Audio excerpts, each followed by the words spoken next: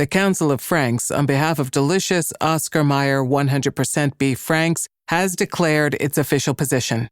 Oscar Mayer 100% beef franks are 100% beef frank delicious.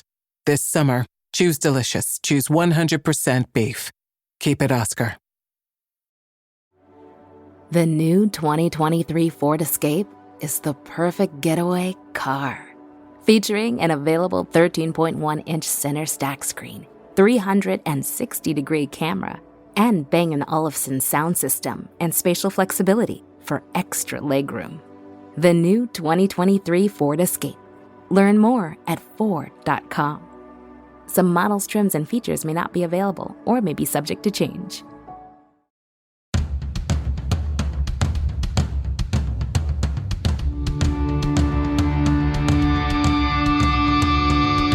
Hey, what's up? This is Sully from Godsmack. Strap on those boots, baby, because you are now in the trenches of the war room with the one and only Mistress Carrie right here on the Mistress Carrie podcast. What's up? This is Joe Rogan, and you're listening to Mistress Carrie. Her hair so lovely, pretty eyes. Hey, this is Brent from Shinedown, and you're listening to Mistress Carrie. Hey, Carrie, go put your bra on, girl. Hey, this is Steven Tyler, and you be listening to the baddest bitch in Boston, Mistress Carrie. What's up? This is Aaron from Stain, and you're listening to Mistress Carrie. Hi, everybody. This is Dave Grohl from the Foo Fighters, and you're listening to the one, the only Mistress Carrie. Hey, this is David from the band Disturbed, and you're listening to the baddest bitch in Boston, Mistress Carrie. Hi, Bruce Dickinson here from Iron Maiden. Yes, indeed, Miss Whiplash herself, Mrs. Carrie, is here to unchain your brain. Hi, this is Flea from the Red Hot Chili Peppers. You're listening to Mistress Carrie. This is Dennis Leary. You are listening to my favorite, Mistress Carrie. Hey, this is Corey from Stone Sour, and you have the privilege of listening to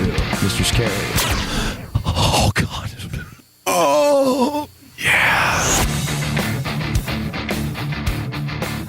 Hey, it's Mistress Carrie, reporting for duty from MCHQ for episode 161 of the Mistress Carrie podcast. And before we get to this week's guest, Des Rocs, I want to remind you about all of the features that you'll find at mistresscarrie.com. Not only will you find every episode of the Mistress Carrie podcast and every episode of my video show, Cocktails in the War Room, but you'll also find an extensive concert calendar with all of the shows coming to New England all year long. You can send me a message right here in the studio. Just click the Message the Studio button. There's all the links to all of my social pages and all of the outlets for the Mistress Carrie podcast. Plus, you can check out my blog, my photo galleries, and you can shop in the official online Mistress Carrie store. Find all that and more online at mistresscarrie.com. I'm super excited about my guest this week because I always love being able to turn you on to newer artists. And I cannot wait for you to meet Des Rocs. He was born Daniel Rocco and grew up in New York. And from a very early age, he tackled music, starting with the violin, then becoming a guitar player and forming his own bands in high school. And now he's getting ready to release his sophomore album called Dream Machine, coming up on August 25th. Matter of fact, this is the first interview that he did talking about the upcoming album. I've seen Des Rocs a couple times in Vegas and more recently saw him on the road with Bad Flower and Tiger Cub. So I got a chance to sit down and talk to Des Rocs about the upcoming new album, the differences between the East Coast and West Coast, touring with bands like the Rolling Stones and Muse, what it's like to win over a crowd like from Metallica when you're the opening act, the resurgence of rock and roll in the last few years, and the difficulties of playing in a three-piece band. Plus, he goes into detail about his hilarious Spinal Tap moment, his idea of the perfect song, and so much more. This is an artist that if you love rock and roll, you need to not only check out the music, but I beg you, when he comes around, go see Des Rocs. Once you see him live, you'll understand exactly what I'm talking about. So allow me to introduce you to Des Rocs. Mr. Des Rocs! Hey, how are you? I'm really good. How are you doing? Oh, I'm great. I'm really great. First of all, thank you for coming on the show. I appreciate it. You. Second of all, I always ask musicians first, do you even know where the hell you are? Because you guys are never in the same place very long. For the first time in a long time, I do because I'm home. I just got back 2 days ago. Oh, so I saw you recently in Portland, Maine with Bad Flowers. So you're home now. Yeah, I'm home now. Oh, you were at that show. That was yeah, that was fun. Yeah, it's good to be back. And in between the time that you last saw me in Portland, I was also in deep rural Croatia for a couple of days, and now I'm back. What the hell were you doing in Croatia? So in Croatia, they'll let you pretty much do whatever you want to film videos in a way that you can't in New York or Los Angeles. So we got a little crazy and we filmed all the album music videos in Croatia and just got back. So it was really crazy, a lot of fun. I want to start at the beginning because I've seen you a few times live. Awesome. I've seen you play at a bunch of the radio conventions in Vegas. And then I got to see you recently in Portland, Maine, when you were on the road with Tiger Cub and Bad Flower. And when I talk to people about you, I have a really hard time explaining to them what you're like as a musician and a performer, because I feel like it's one of those things where there's a little bit of everything in the pot. Mm-hmm. So I'm a bit of a mutt. Yeah. Yeah. So do you mind if we go back to kind of the beginning and talk about your musical upbringing so we can kind of dissect what's in that pot? Because it's fantastic. I'm a huge fan. Thanks so much. But figuring out all these influences, there's a lot going on. So you can obviously tell, and I say this as an Italian from Boston, that you're an Italian guy from New York. What gave it away? Yeah. Well, considering the fact that your name's Daniel Rocco for real, I wondered where Des Rocs came from. And then I saw that and I was like, oh yeah, that's probably a neighborhood nickname, right? Well, I thought like Daniel Rocco just sounded a little too much like a protagonist from like a 70s Stallone movie. It was a little too on the nose, you know? And Des Rocs is just like a really fun, bizarro world interpretation of that name. You were born and raised in New York. Where in New York? I was born and raised in Long Island. Okay. About 30 minutes that way from where I am now in Manhattan. And then I lived in Brooklyn for many years, and now I'm in Manhattan. So does the family make fun of you now that you're in Manhattan? Yeah, well, it's like I'm 30 minutes away, right? And my whole family is just Brooklyn, Queens, Long Island. Brooklyn, Queens, Long Island. So living in Manhattan, it's like I might as well be living in Los Angeles. You know, it's like it's so far west. It's like just one little thin strip of the East River, and it's like I'm in another continent. And they're like, we're not coming to visit you. You're coming to visit us. Well, it's always like, I'm not going into the city. I don't want to go into the city. It's 30 minutes. And also for those in Brooklyn and Queens, you're already technically in the city. So I don't buy that. You know? So growing up, what was the family like? Like what's the family business? Is it music? No, not at all. I grew up to a very, very Queens-centric family, and my dad sold wheelchairs and oxygen tanks. And that's the business that I grew up in. But I was always kind of making my own businesses. Like when I was 12, 13, I just was immediately in bands, and I was playing every single little punk dive bar that all of New York had to offer. So I was kind of just forging my own path from a very young age. And you were asking about like those early influences. I remember seeing a video of Queen live at Wembley. And the first second I saw that, I was just like transfixed. And from that moment on, I was completely obsessed with a very specific type of rock music, big rock music, you know, like really big music for a lot of people that unites a lot of people. And that's been my obsession ever since. So that kind of answers the second part of this question that I ask every musician that comes on the show. I have a theory about music, that there's the soundtrack to your childhood, which is the music you get exposed to, whether you like it or not, by your older brother, the cool uncle, your mom and dad, grandparents, whoever. And then there's a line in the sand where you see something and go, no, that's what I like. So Queen for you is the line in the sand thing, but what's the soundtrack to the childhood? What's playing when you're a kid that you remember on the radio, getting played on albums or whatever growing up? Like, what were you hearing as a kid? Oh, it's such a motley mix. I heard a lot of Elvis. I was also exposed to a lot of early Long Island hardcore and emo music. Also a tremendous amount of AC/DC and Led Zeppelin. That was kind of like this weird stew of everything that maybe is why I am the way I am now. It's unbelievable to me how much AC/DC comes up. Obviously, they're huge and they're amazing, but they've always been known as kind of like that party band. But so many musicians, especially guitar players, always cite AC/DC as a huge influence, and not just because of Angus, but because of Malcolm. Oh, 100%. Like the rhythm guitar playing and like the way it's all just laid down, just these 4 guys and playing instruments. But there's just something so hypnotic about the grooves and so simple. And in that simplicity, to find something that's that big, to me, that's like the perfect recipe. If you just have 2 guitars, bass, drums, vocals, and it's that enormous, like that is what I think I've been chasing my whole life. So if your dad's selling wheelchairs and oxygen tanks, who put a guitar in your hand the first time? How did that happen? Does musical ability show up somewhere in the Rocco genes? I not really, to be honest. I remember being a little kid and seeing kids who were older than me walking to school with these little cases. They would just carry these little cases, and they would open the little case, and there would be a little velvet cloth. They'd open the cloth, and it would reveal this like beautiful wooden instrument.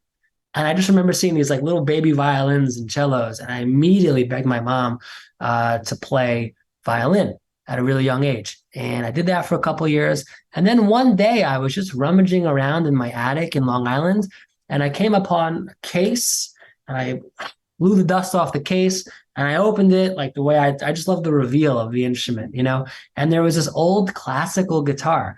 And turns out my mom bought one in the 60s, tried it for a couple of days, didn't really like it, and it had been up there ever since.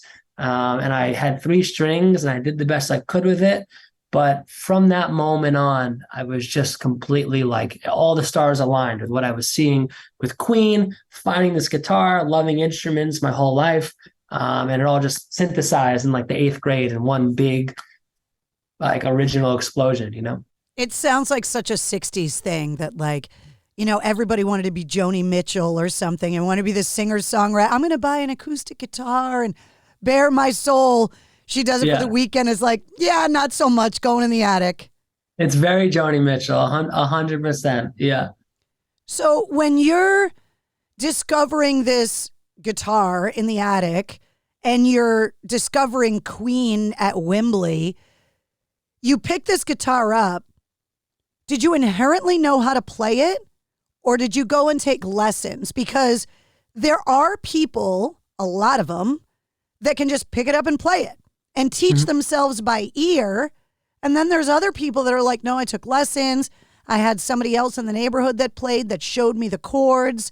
Were you one of those lucky people that was just born to play the guitar? I think I was because even as a little kid, I always gravitated towards like toy guitars. There's like so many videos of me at some like distant friend or cousin's like bar mitzvah in Long Island or Queens or Brooklyn. And I'm just like rocking out in a restaurant on a fake guitar. There's a lot of that. And then I picked up this thing. And because I've been playing the violin, I kind of knew my way around.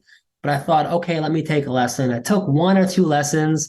And I just don't listen well. I'm not good at following instructions or playing other people's music. And I immediately just wanted to make my own music, So I just took like 1 or 2, and then the rest of that, I just went by ear. I still don't know what I'm doing on guitar. I really don't. I don't even think of myself as much of a guitarist, even though it's like a guitarist behind me. But to me, it's just like a tool of expression. I just kind of emote on it, and I think I have a good enough way to get around, and it's really just, it's more emotional for me than musical. It's so crazy. The more I talk to musicians about that early, like you're saying, like you were playing on toy guitars when you were a little kid, when I was a kid, my parents bought me this little like toy, like tape recorder and microphone. And I was like fixated with it and like running around the house and like recording my voice and like doing interviews with my stuffed animals. Then I graduated to hiding it in the rooms where the parents were when they'd kick us out. No. Because I wanted to know what they adults were talking about when they kicked us out of the room. And it's so funny to look back now at you with that toy guitar, me with that little recorder, because it's like what we were destined to end up doing was right there all along. And where does that come from? I really truly believe it's just in your blood. Like, I think there's something about you that this version of you, born at this time in the 20th century, like you just had the predisposition to it. Did you see that documentary with like the 3 triplets who were separated at birth a couple years ago? Oh my God. I watched that on a plane. I watched on a plane too. And, that's funny. And the more the story unfolded, I kept thinking to myself while I was watching it, it can't get any worse. It can't get any worse. Like, to me, a documentary about triplets that were separated at birth that find each other later, that's the plot for me, right? Yeah. That's not even the first 10 minutes of this documentary. What is that documentary called? Because I got to link it in this episode so you have to watch this documentary. Yeah. And it's like, I forget the name of it completely, but I always just reference it as that documentary about the triplets separated at birth. But I think it's so crazy because remember when they're all meeting up for the first time and they have all the same interests? You know what I mean? They just love all the same stuff. And that to me is so revealing. Like, you were born to have a microphone. Like, I was born to play guitar. Three identical strangers. 3 identical strangers. That's it. Yeah. Watch this documentary. It will blow your mind. It'll make you happy, and it will literally destroy everything you think about the world all in one film. I was on this plane at one point sobbing, like asking the flight attendant for those annoying little square napkins they bring you. And she's like bringing one. And I'm like, honey, I'm a crier. I'm going to need a handful of those, please. Is this the first documentary recommendation on the show? No, there's definitely been some. I love what I do so much because A, I love music. B, I too had that fixation with instruments growing up and had the little case that when you opened it, unveiled my clarinet. Oh, clarinet, nice. And my glorious clarinet career began and ended with the marching band, and I just sucked at it. And I don't have this inherent musical ability, but I'm lucky enough to be surrounded by musicians with what I do. Mm. And I'm so fascinated by all of it because A, I can't do it. And B, and I think you're a music person too, music people are different, right? Mm-hmm. Like, my mom was a music person. My dad was a music person, meaning every story in your life is tied to a song, an album, what you were listening to in the car with your friends. Like, music is literally in every part of you as a person. There are some people that are not like that. Mm-hmm. And I interviewed Jay Buchanan from Rival Sons recently, and we were talking about this very thing, and he goes, don't trust those people. It's weird. Like, the human beings have this crazy spectrum, but I think it's good that the clarinet didn't work out for you because what you're doing is way more badass than a career in klezmer music. You know what I mean? So I think it all worked out, Plus, there's just no heavy metal clarinet. Like, there's rock saxophone. We live in this world where, like, Johannes Eckerstrom from Avatar's got the freaking trombone in the show. Giovanni and the Hired Guns are making tubas cool again. Like, Apocalyptic is rocking the cello. The Who has got these Mongolian traditional, like, folk instruments, and they're making heavy metal. Nobody has said, we're going to make clarinets great again. Like nobody has said that in rock and roll yet. Not yet. I think you're launching something here. I mean, we had flute with Jethro Tull, so I think and Lizzo now. And Lizzo, yeah. She's made flutes cool again. Nobody is doing anything with clarinets. Nobody. Yeah. I think Woody Allen kind of ruined the clarinet for a couple of decades. You know what I mean? That's my hot take on the instrument. He's kind of the face of the clarinet. And the thing is, like, I love it. Like, I love music so much, and that when I hear clarinet and like cool New Orleans jazz music, I'm like, oh, that sounds so cool. I have one. I have literally no incentive or like yearning to pick it up and like try to play it again. Yeah. Just none. It's just there. Tough. And I feel like clarinets, like if you don't play them for a long time, you can't just pick it up. You got this whole reed system that I don't understand. The reed is dry. The reed is broken. The reed is cracked. I don't know. It's not easy. You can't just pick it up and play. So when you pick up your mom's Joni Mitchell guitar, right? And you start strumming along on it, you take a couple lessons, whatever. At what point do you figure out that you can write songs? Almost immediately. I think because I was just so bad at learning other people's songs that I would start to learn somebody else's riff or chord progression, and I would immediately try to make it my own. I would immediately be like, oh, that's not how I would do it. I prefer it like this, and I would just kind of give up 75% of the way there on learning the other person's riff, and I would just kind of have my own version that I did. So if I ever did like a cover with friends or something in the basement, 12, 13, I would just be like the worst person to play with. What riff do you remember mastering and being like, oh, wait, I think I might be good at this? Do you remember what song it was? Purple Haze, Jimi Hendrix, 100%. Because it's just like, I really figured that one out. I remember just being in my bedroom all day, all night. I was like, I'm not giving up on this riff. I want to play this riff. And I got it. And I was like so proud of myself.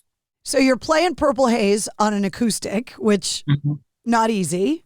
Doesn't sound good. No. I didn't say it sounded, it wasn't easy. It didn't sound good. Yeah.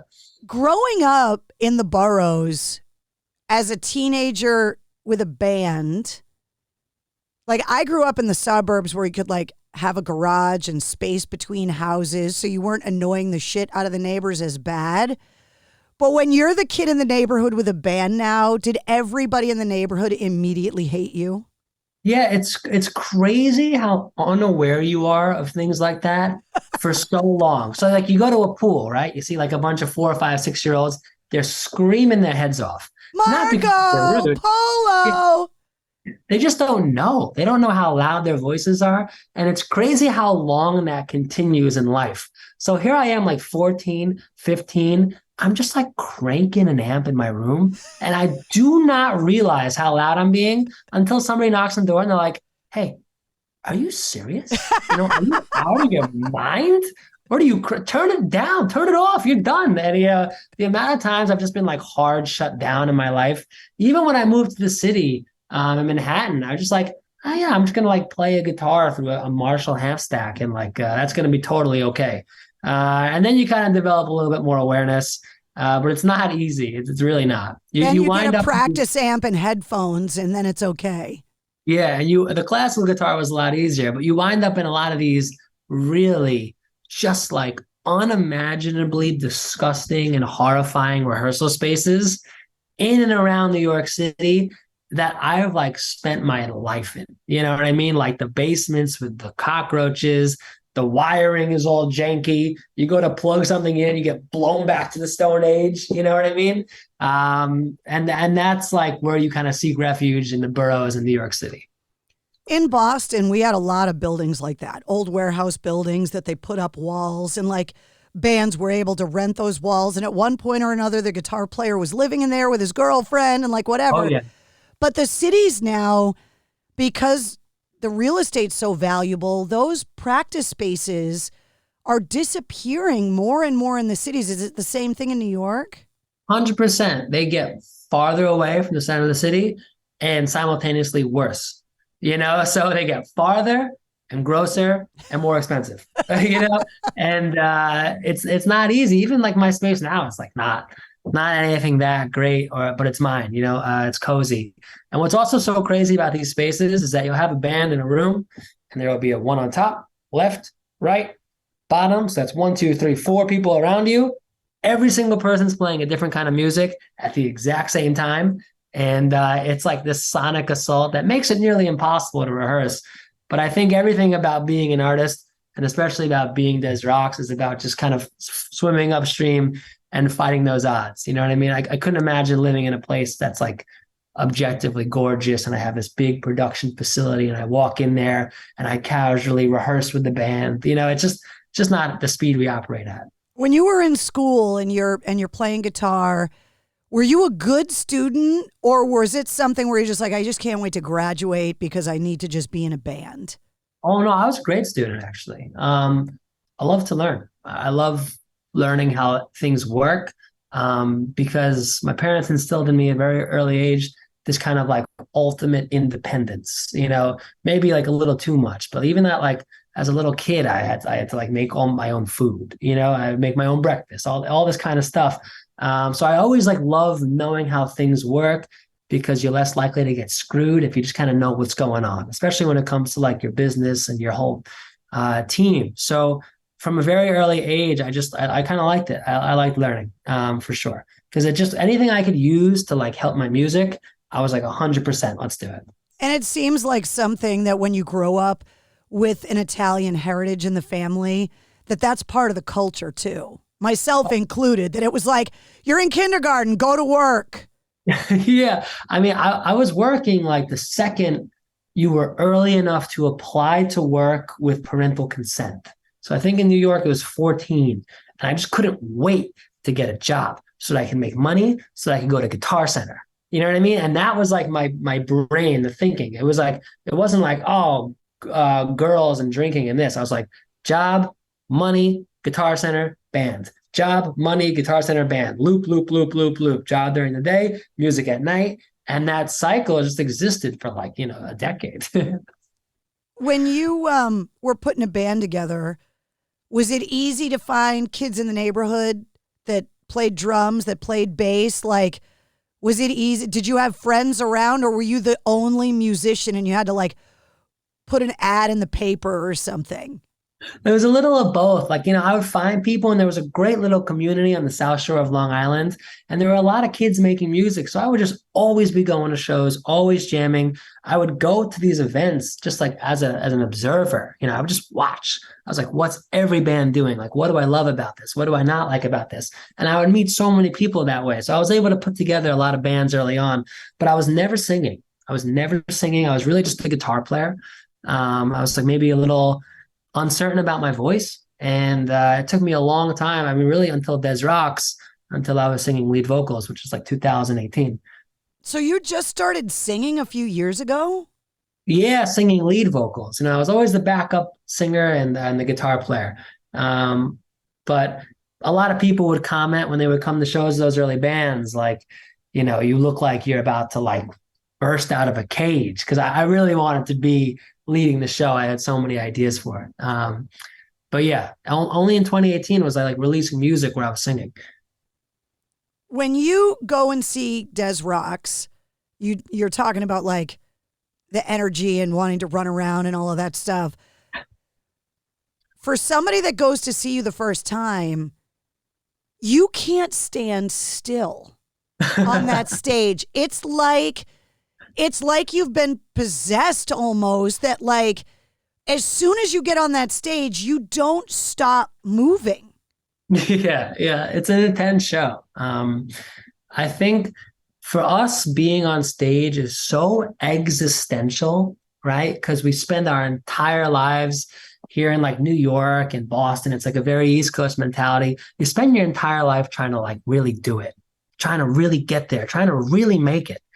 And anytime I have an opportunity to show even a room of 25 people what I've been working on, what I'm about, what I want to say to the world musically, I'm just so grateful for that moment. And the whole show itself is like one giant cathartic expression of the other 23 hours of the day that are so hard when you're trying to be an artist.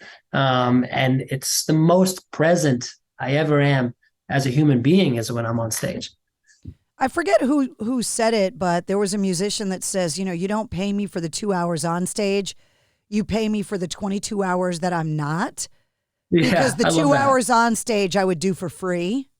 Mm-hmm. But the other 22 where I'm, on the road, away from my family, like not doing what I want to be doing, sitting in a bus, whatever, that's the hard part. The stage part's easy.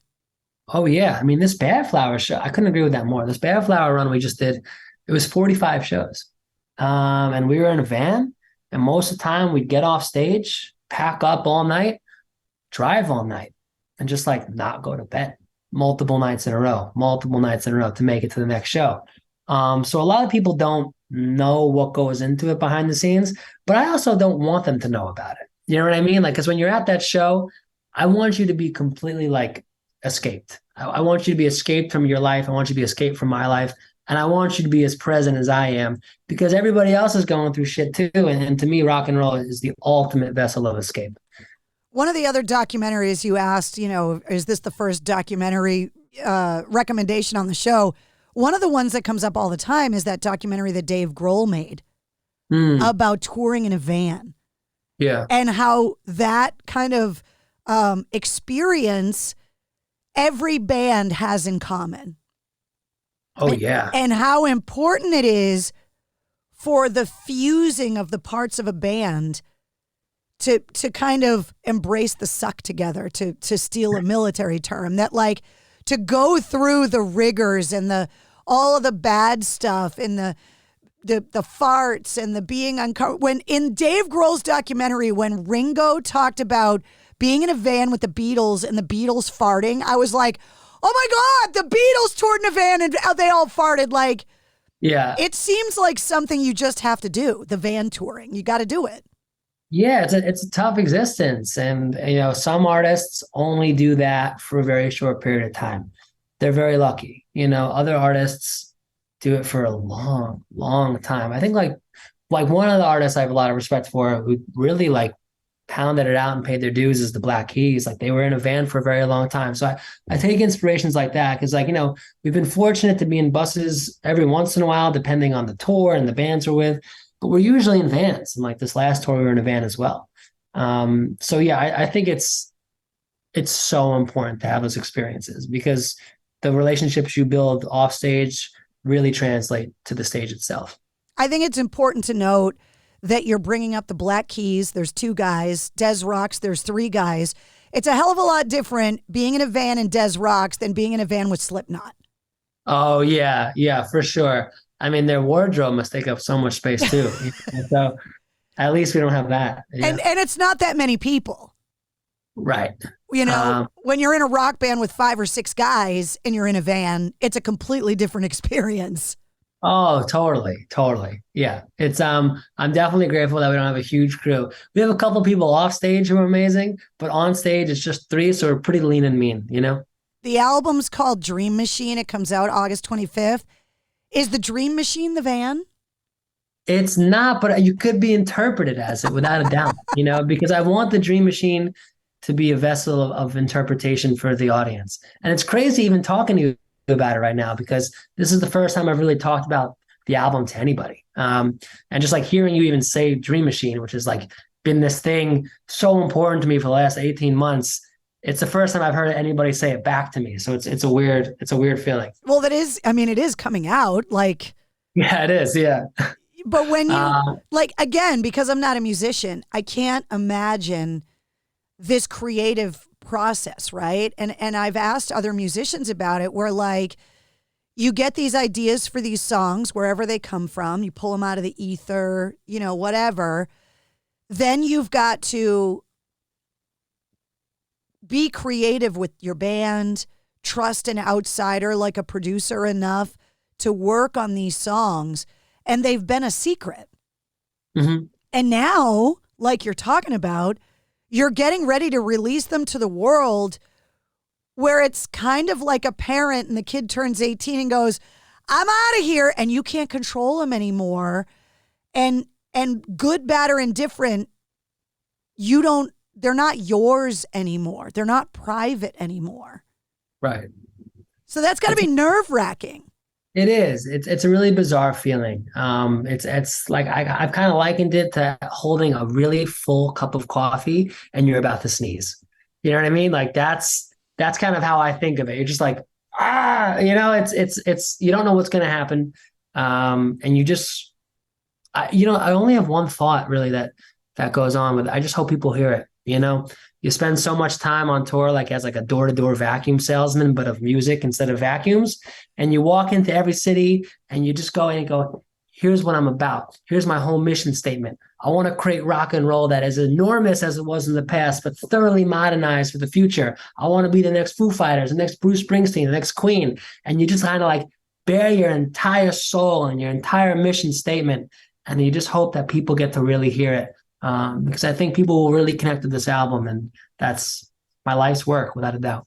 As the Bostonian, I have to say your coffee analogy, it wouldn't be as bad if you had a Dunk's iced coffee because those lids are pretty good. Yeah, you're holding a completely full Dunkin'. You've taken the lid off. On one hand, you've got bagel bites, everything bagel bites with little bits of cream cheese inside. Why would you take the lid off? Why? Maybe it's too hot and you want to blow on it. Like, that's why you drink the iced coffee, dude. Yeah, iced coffee's good. When we're in the Northeast, we just live off Dunkin'. It's so funny. It really is hilarious. Like I saw this TikTok video, and I hate even saying I saw this video on TikTok, like, because it's become such a thing over the last couple of years. But because you and I are like, we're from the Northeast and we have Italian heritage, like there's a lot of similarity there, even though New York and Boston has that famous rivalry. But I saw this amazing video that really encapsulated the personality type for people like you and I, that the difference between like East Coasters and West Coasters is the difference between being nice and kind. Oh, 100%. Yeah, I love this. Yeah. And anybody that doesn't know what I'm talking about, the analogy that was given in this TikTok video was, if you're on the West Coast and you get a flat tire and you're stuck on the side of the road, that the nice Californian will pull over and say, oh my God, you got a flat tire. I feel so bad. I'm so sorry that happened to you. And then get in the car and drive away. Yeah, goodbye. Yeah. And the East Coaster is going to pull over and go, the fuck you hit, you idiot. Get out of the way. And they change your tire for you. So they're kind, but not nice. Yeah, I couldn't agree more. I love like any East Coast, West Coast analogy like that, because I'm always in both places so much, and I have so much East Coast pride that this stuff really hits close to home to me. It's like they say, like the East Coast, the West Coast is boring heaven and the East Coast is fun hell. And I couldn't agree with that more. I've never heard that, but that actually makes a lot of sense. Yeah, I could like rattle them off for days. Like on the East Coast, in the West Coast, they stab you in the back, and the East Coast, they stab you in the front. I love that kind of stuff. Well, working in the music business, you're going to spend a lot of time on both coasts. And for me, when I go to California, I can only handle it for like 4 or 5 days. And then I'm like, I got to get the fuck out of here. I melt, it's like, I appreciate all the fans there, but it's like being Superman, being away from the sun for too long. You kind of like lose all your energy, and I'll try to go for a long walk and it'll be 4 a.m. because I'm jet lagged and I'm walking along the side of the 405 and someone's saying, why are you walking? You can't walk in California. So I'm going to walk it. And yeah, that's pretty much how it goes every time I'm out there. So when you put the band together and you get the record deal, tell me what it's like with the Rocco family. When you become legit, when you go home and you tell the family, I quote unquote made it, that like I'm a professional musician. That's such a funny question because there's so much to dissect there. I knew there would be. Like my own perceptions of making it and things like that, because I feel like it's a long way to the top if you want to rock and roll. And that road is still entirely ahead of me. But just for example, like I've been blessed with some amazing opportunities. I got to tour with the Rolling Stones. I got to tour with Muse. My parents will think it's far greater of achievement if I am written up in the local Long Island newspaper than if I perform to 80,000 people a night. You know what I mean? So record deal, fantastic. Am I in the Rockville Center Herald? whoa, we're gonna clip it out. We're gonna send it to all the friends. We're gonna share it on Facebook. That's the big deal.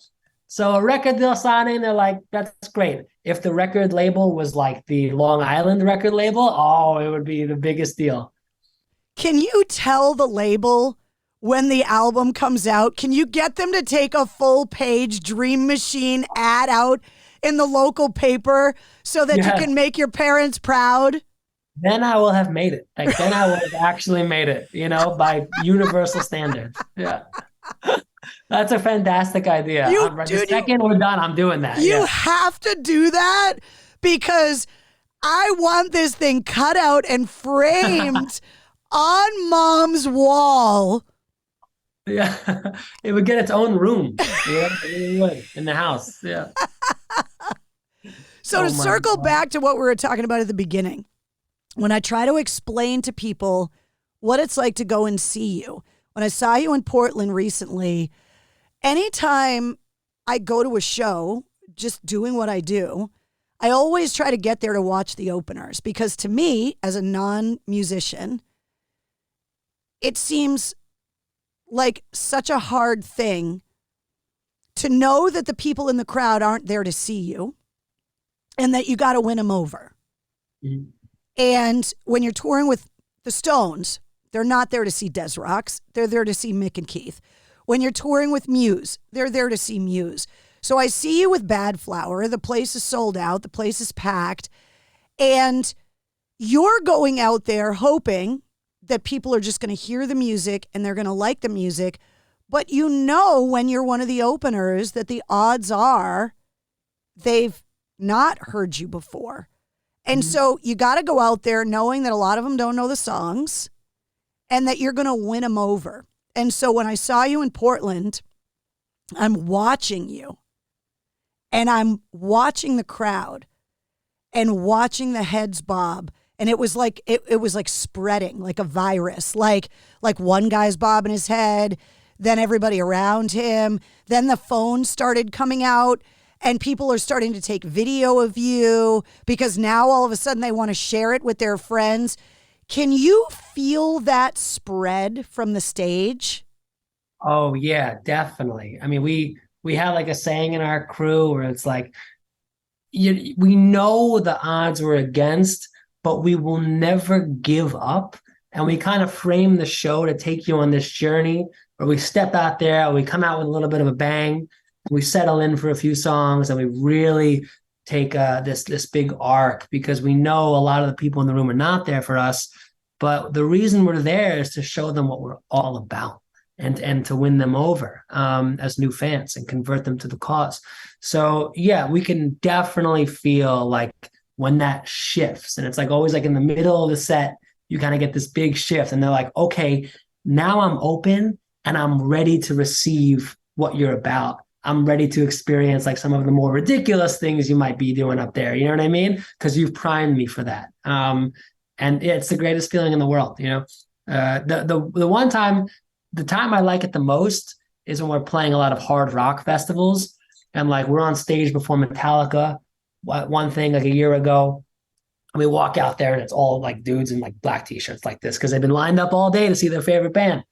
And I come out there like 100 miles an hour out of the gate. And the first thing they say is like in their minds are like, you're not metal, you're not metal, you're not metal, you're not metal.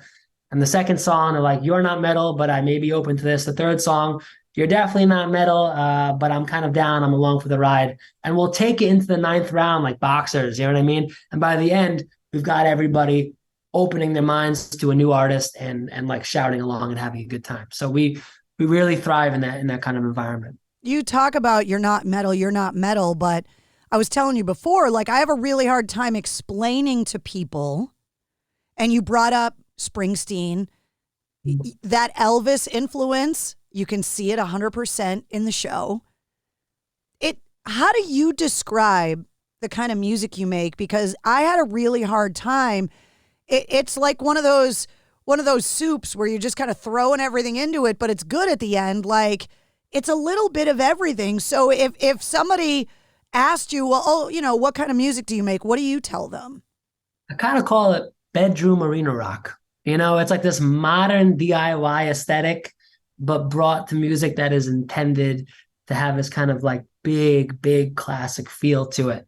It's been really tough, you know, when you don't sound exactly like Imagine Dragons liked. You know what I mean? When you don't sound like an existing thing, people have a hard time categorizing you and then getting you started, you know, because they want to just put things into boxes. That's like a human trait that we have. We want to categorize things. But I just kind of take a lot of inspiration from artists like Queen, who dealt in so many different genres. You know, Bohemian Rhapsody is a rock opera. Crazy Little Thing Called Love is a rockabilly song. Another One Bites the Dust is a disco song. That's three completely unrelated genres, but at the end of the day, it's all Queen.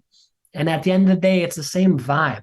And I feel like music has become so homogenized and artists have become such carbon copies of themselves with every release that spirit of innovation and experimentation has been wholly lost in modern times. Well, I think part of that too, to pull the curtain back a little bit on the industry, is, you know, we saw it in the 80s, you know, the Crew hits and every band on the Sunset Strip got a record deal. Smells Like Teen Spirit hits and every band in Seattle got a record deal.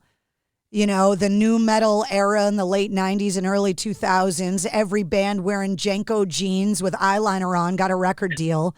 And when you've got radio stations that are at specific formats and you've got music trends, it's like everything is siloed. And then an artist like you comes along that doesn't really fit into any one of those silos. You either have a home everywhere or you have a home nowhere. 100%. It's so much harder to get started.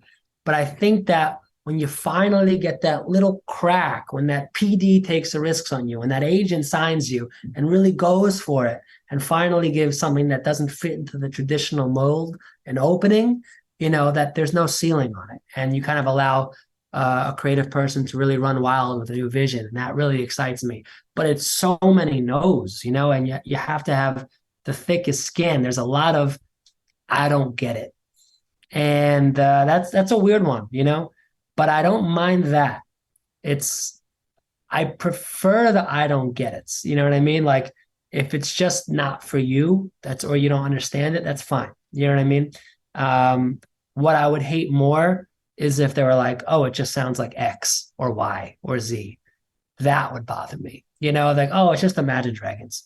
You know what I mean? Just a different version of that. That I would hate, and I wouldn't make music, you know?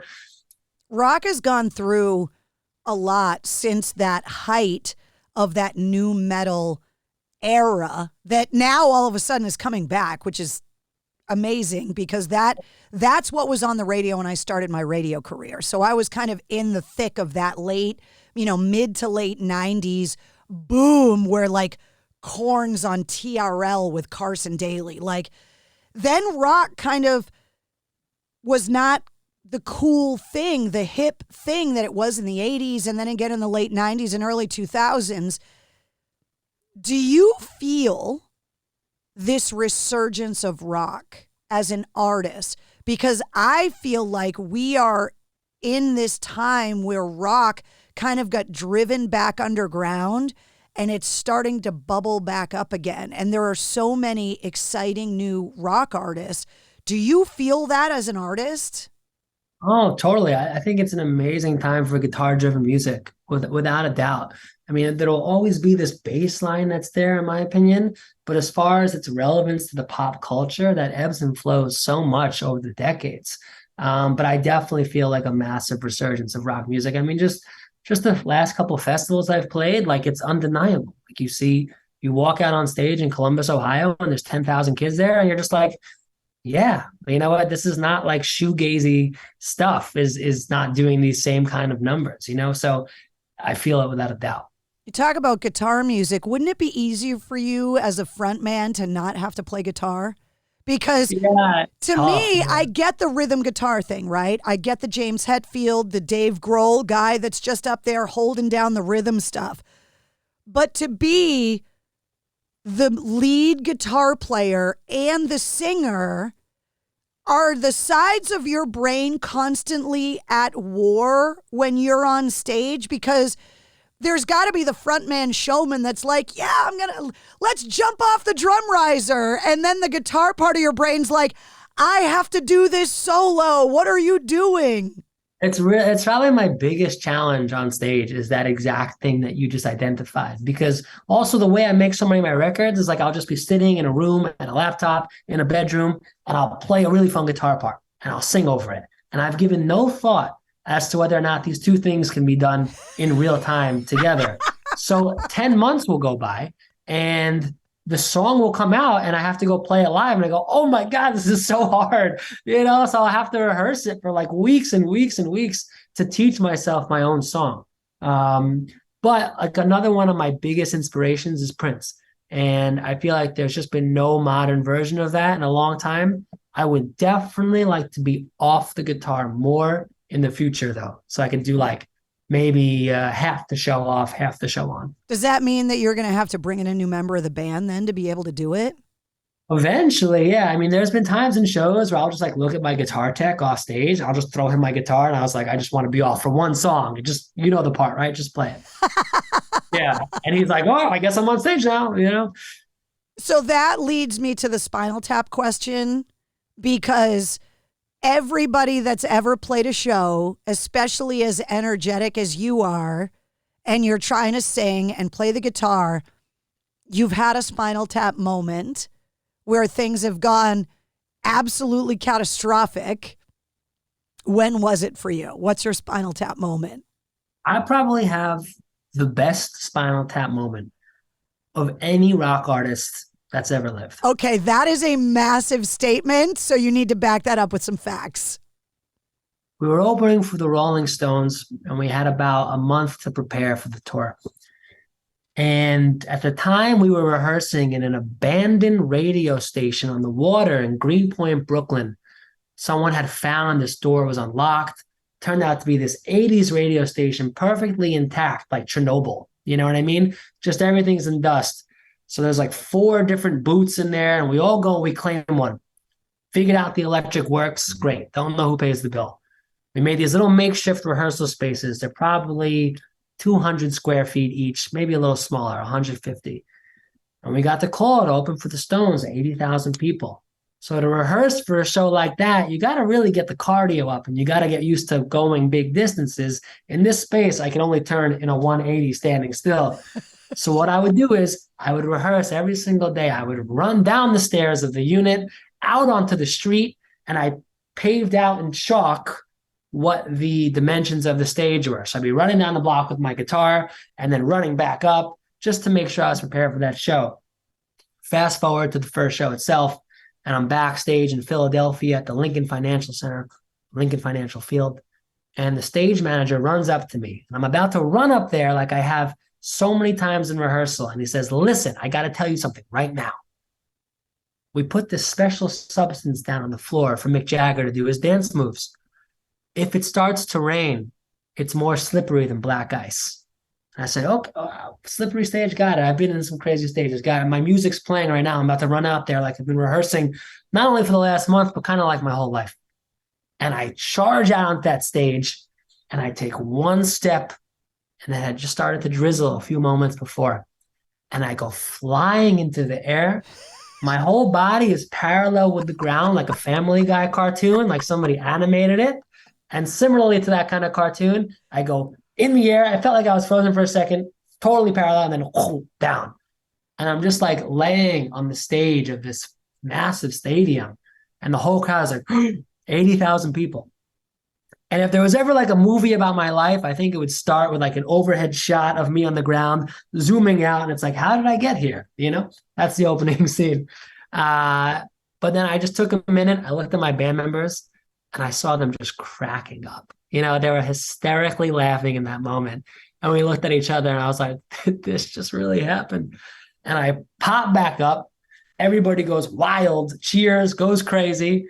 And we just destroyed that show, really burnt the place to the ground. So for me, that was my Spinal Tap moment. That's a good story. Yeah.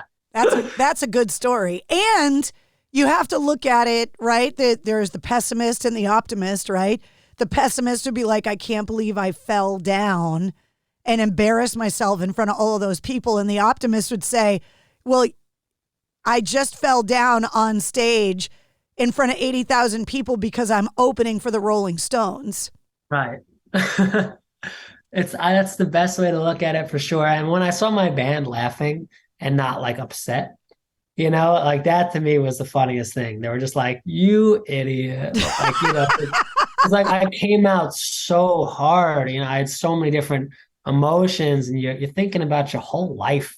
I'm thinking about my whole life before I got on stage every night. You know, even if it's like 200 kids in a basement in Mobile, Alabama, before I go on, like the things I'm thinking about, it's like from day one to present, and then I charge out there with all of that in mind. But yeah, it was a really memorable experience, and I have the bruises and scars to remember it too. So because it was in Philly, was the fam there? The fam was there, yeah. It was an interesting experience, but no article in the local paper about it. So then it was a failure. It wasn't much of an experience for anybody, you know. When you spend so much time on the road, in your van, traveling around the way that you do, there's a lot of quality time at truck stops. So I'm always very curious when you guys pull into a truck stop in the middle of nowhere, in the middle of the night, what's the craziest thing you've ever bought, or what do you look forward to the most when you get in there? Because before I was on the radio, I was a roadie. I was a tech, and I used to drive. Really? Yeah, and I used to drive semis, and like those truck stops were life. Wow, that's crazy. I look forward to nothing about a truck stop, to be honest, other than the toilet, and that's really it.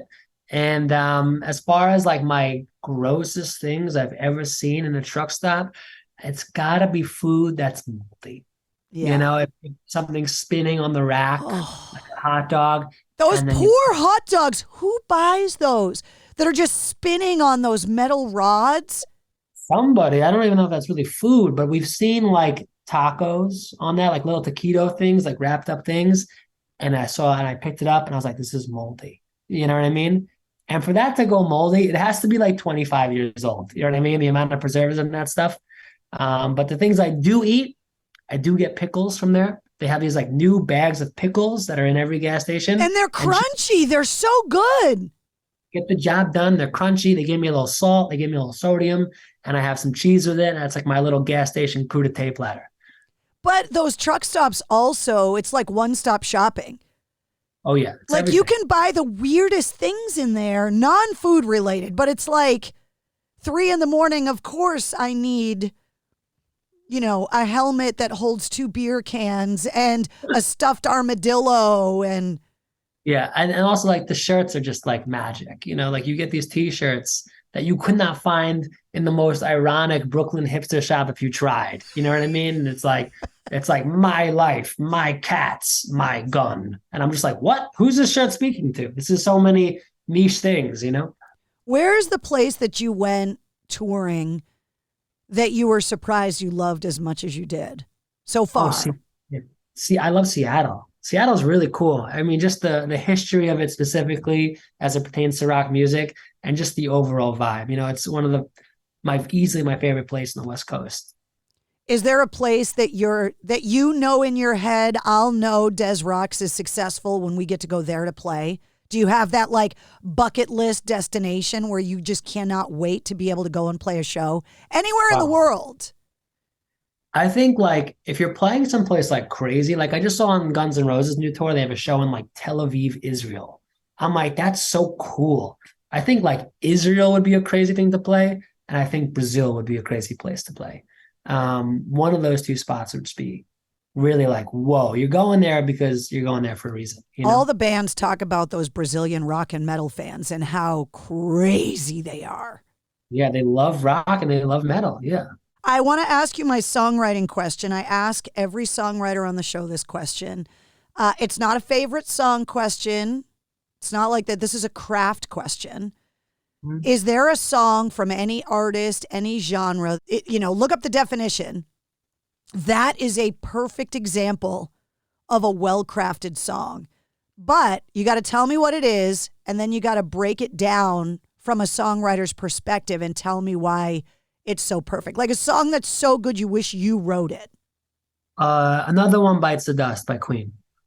I think it's so well crafted from a songwriting perspective because it is a bass line that is so hypnotic and you can get so much mileage out of through the course of a 3.5, 4 minute song. To just not get sick of that, to always want it, to have it existing as this undercurrent, and then to have this like pseudo funky rock guitar playing on top that doesn't come off cheesy. A lot of Queen songs can be pretty freaking cheesy, and I love them. But to pull it off and still have it have this like macho energy to it, you know what I mean? That's so cool. Anytime you're flirting at the intersection of like macho, but also very like sexual and like very feminine, to me, that is the most thrilling place to live as a songwriter and as an artist. I think Prince really occupies that territory. I think Freddie really occupies that territory. And the composition just kind of like waves and comes and in and out. And there's all this push, pull, and tension, like those reverse piano notes where it's like all this tension and release. I'm obsessed with that. That to me is a perfect song, and a song that also has a perfect production too. I can't tell you how many hours of my life as a child I spent roller skating to that song.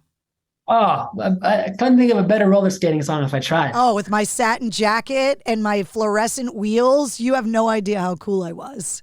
Yeah, or you just like, you internalize that and you just like that groove and that, and you're just off skating and it's perfect. So the rest of the year, obviously the record comes out August 25th. What's the plan for Des Rocs for the rest of the year? Well, for the first time in 6-7 months, I'm actually home in New York City for a couple of weeks, which feels good. I've got a bunch of music videos coming out. They're going to be a lot of fun. And then in July, I'm going on a little headline tour, mostly the Midwest, no Boston, unfortunately, which, by the way, Boston is like my favorite city to play, bar none. And then we've got some exciting stuff for the fall planned that's not yet confirmed yet, so I can't say it just yet, but it's going to be a wild ride. As a New Yorker, when you say I love to play in Boston, is it because you're a Mets fan? Because you're not a Yankees fan saying that you like to come to Boston, are you? No, I grew up in like a very religiously Yankees family. But I don't believe in like city rivalry. You know what I mean? I just don't partake in it. You might not, but the rest of us do. Even last time I was on stage in Boston, I think I was playing a place called like Royale, right? Oh, yeah. Royale. It was a really fun show, right? In the middle of the show, like my whole guitar system failed and broke and everything. And we just did like, the whole crowd did like Sweet Caroline. And it was really fun. And like I led the whole thing. I'm like, dup, dup, dup. I don't care if I'm from New York. I still came out to New York by Frank Sinatra. Nobody minded. You know what I mean? I'm all about like, let's cross the cities up. Let's cross the cultures. Doesn't make sense to me. I might be from New York, but for 1 hour, you can forget that. And then when I'm off stage, we'll talk shit to each other if you want. As long as it doesn't end up in the local paper that you were singing Sweet Caroline in Boston, you're fine. The family won't disown you. Yeah, then I'll never be able to come home again. Yeah. It was so good getting to know you. When I came, because I work on a radio station in Portland, but I work on another radio station in Mass. And so when I went to Portland and saw you with Bad Flower, I had already seen you in Vegas, but the difference between seeing you on stage in a room full of radio industry people versus seeing you on stage in front of a bunch of just rock fans was a different experience for me. And after I saw you with Bad Flower, I was like, okay, I got to get him on the show. Like, I want to talk to him. And I'm so glad that I did because you're fun. Thank you so much for having me. There couldn't be more of a different experience than like a showcase, which I think I've only done twice in Vegas ever. And I was at both of them. That's wild. Yeah, I mean, that's not a show. It's just not a show. It seems like an audition. And like the label and your manager's like, this is really important. Yeah. It's weird. And we had just come off like a Spirit Airlines flight from a show the night before from Atlanta. And the second we got off stage in Vegas, we like hung out for a little bit, got right back on a Spirit flight and went to play a show in Maryland. So we were like all out of sorts. But no matter what, even though it's a showcase and not a show, like I'm drawing fun from other parts of the experience. I'm kind of looking more at the band members, and we're having fun and we're playing, and we're like, okay, it's not about screaming fans tonight. It's about us having fun, and hopefully the people in the room can get into it. Well, the new album's called Dream Machine. Whether or not it's written about the van is up to interpretation. It comes out on August 25th, and then obviously big announcements about plans for the fall are coming soon. You just can't talk about it right now. Not quite yet. All right. Thank you so much. We will wait. Thank you so much for coming on the show. It was so nice to meet you. Thank you. So nice to meet you too. All right. We'll see you soon. All right. Take care. There he is, the one and only Des Rocs, the new album Dream Machine, coming out on August 25th. And if you want more details on Des Rocs, all the links you need are in the show notes of this episode, including that documentary about the triplets that we talked about early in the episode. You'll also find all of my links, and you'll find the link to this week's corresponding playlist. I make a playlist for every full-length episode of the Mistress Carrie podcast that features all of my guest music and all the songs and artists that we referenced in the interview. If you liked what you heard, don't forget to like and follow the Mistress Carrie podcast. New full-length episodes come out every Wednesday. Plus, every weekday, you get the Sit Rep.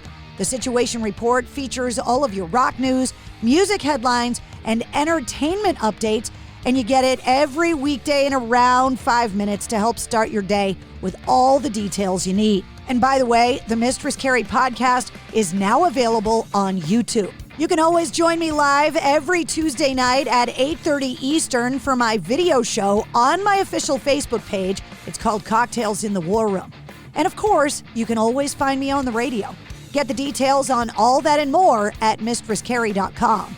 The Mistress Carrie podcast, a proud member of the Pantheon Podcast Network. It's always the right time deal. Hey, want to go to Mickey D's for lunch? Ooh, let's go now. But it's not lunchtime yet. If we're going to McDonald's, it's always the right time. Yeah, it's hard to argue with that. There's a deal for every lunch hour at McDonald's. Now's the time to get 2 for $3.99. Mix and match a 4-piece McNuggets, a McDouble, a McChicken, or a hot and spicy McChicken. Price and participation may vary. Cannot be combined with any other offer. Single item at regular price.